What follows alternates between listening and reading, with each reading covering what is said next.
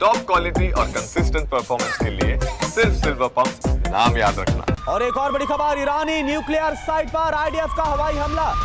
Iran के Fordow nuclear site पर attack किया गया। इजरायली मीडिया ने फोर्डो में हमले का दावा किया है। ये देखिए आप, एक और न्यूक्लियर साइट को ध्वस्त करने के इरादे से इजराइल की तरफ से हमला किया गया। और आपको बता दें कि पहले दिन जब हमला किया गया था इजराइल की तरफ से, तब नतांज और इस्फहान न्यूक्लियर साइट पर हमला करके वहां पर भारी नुकसान पहुंचाया गया। और उसके बाद खबरें ऐसी भी आई कि जो नतांज न्यूक्लियर साइट है वहां पर प्लांट के अंदर रेडिएशन भी लीक कर रहा है, रेडिएशन की भी शुरुआत हो गई है।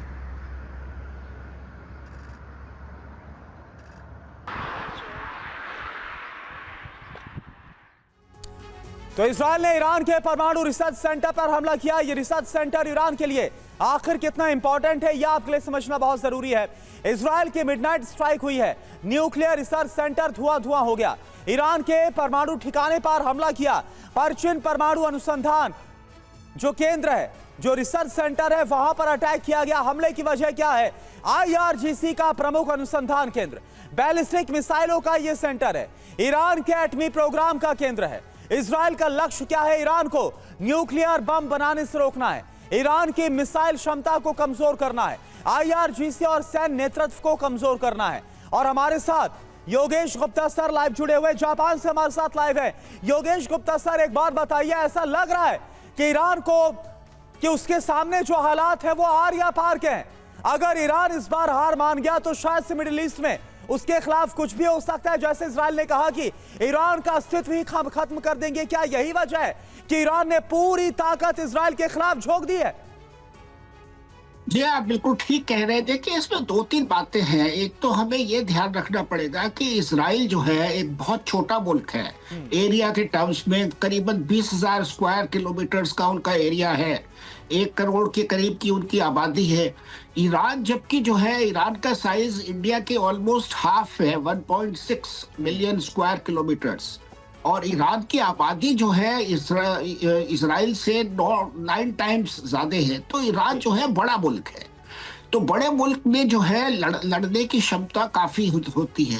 दूसरी बात यह है कि ईरान को जो है रूस की और चाइना की मदद मिल रही है। ईरान इस वक्त ये कोशिश कर रहा है कि अगर चाइना से उसको जो है बंकर बस्टर बॉम्ब्स मिल जाते हैं तो वो इजराइल के जो न्यूक्लियर फैसिलिटी है डिमोना वगैरह पर, उस पर अटैक करना चाहता है। जैसे कि इजराइल ने ईरान के ऊपर हमला किया है न्यूक्लियर फैसिलिटीज पर, इसी तरह से ईरान जो है इजराइल की न्यूक्लियर फैसिलिटीज पर हमला करना चाहता है अगर चीन से उसको वो बंकर बस्टर बॉम्ब्स मिल जाते हैं। इसके अलावा लेकिन मिसाइल्स का एक बहुत बड़ा जखीरा जो है ईरान के पास है, जिससे जो कि थ्रेट कर रहा है इजराइल को, और जिससे जो है इजराइल के अंदर काफी नुकसान हुआ है।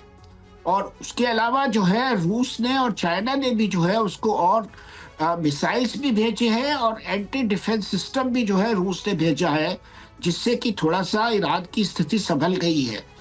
तो इस वक्त जो लड़ाई का रुख है, देखिए, जब तक कि अमेरिका इसमें डायरेक्टली पार्टिसिपेट नहीं करता, इस वक्त थोड़ा सा जो है वो इजराइल की साइड पर, क्योंकि छोटा मुल्क है, इसलिए इजराइल की साइड पर हल्की सी जो है वीकनेस है, हल्की सी कमी। ठीक है योगेश गुप्ता सर, इस हालात को थोड़ा और समझ लेता हूं। संजय सोई सर, आपसे समझना चाहूंगा कि क्या अमेरिका को मजबूर होना होगा आज या फिर कल कि उसे इजराइल के साइड डायरेक्टली इन्वॉल्व होना होगा ईरान के खिलाफ? क्योंकि हम देख रहे हैं कि ईरान जो हमले कर रहा है, इजराइल में भारी तबाही भी मच रही है इससे। नहीं, बिल्कुल करुणा, ये इसमें कोई शक नहीं है कि जैसा कि अभी एम्बेसडर साहब कह रहे थे कि इजराइल का नुकसान हो रहा है काफी, क्योंकि ईरान ने जो कुछ लेसन पिछली बार दिए थे अप्रैल में जब हमला किया था, अभी क्रूज मिसाइल्स कम करके वो ज्यादा बैलिस्टिक और हाइपरसोनिक मिसाइल्स फायर कर रहे हैं। क्योंकि बैलिस्टिक मिसाइल पहले ऊपर जाती तेजी से और फिर तेजी से नीचे आती है, जबकि क्रूज मिसाइल जमीन के साथ साथ जाती है, तो उसमें 2-2.5 घंटे लगते हैं, ये 10 से 15 मिनट में पहुंच जाती है मिसाइल। तो रिएक्शन टाइम कम होता है, इसकी स्पीड ज्यादा होती है, रोकने में मुश्किल हो रहा है, उनको नुकसान हो रहा है, काफी हद तक डिस्ट्रॉय कर रहे हैं, लेकिन अभी भी काफी नुकसान हो रहा है।